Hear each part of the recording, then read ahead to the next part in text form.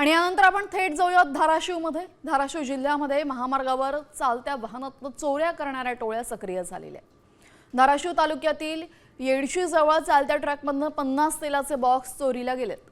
2 दिवसांपूर्वीच अशीच एक शेळ्यांची चोरी झाली होती। वारंवार होणाऱ्या या घटनांमुळे वाहन चालकांमध्ये भीती असून पोलिसांनी तात्काळ चौकशी करून कारवाई करावी अशी मागणी चालक करत आहेत।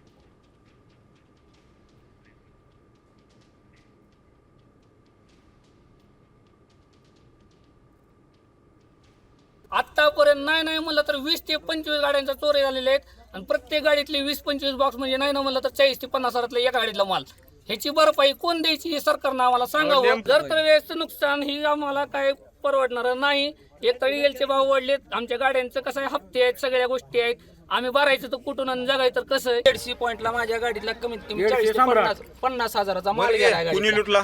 ही इथल्या पारधी लोकांनी लुटलेला माल आहे आणि ही आजचा त्रास नाही, ही वारंवार प्रत्येक गाडीचा रोज चोरी व्हायली आहे। पोलीस प्रशासन याच्यात कसलीच दखल देत नाही।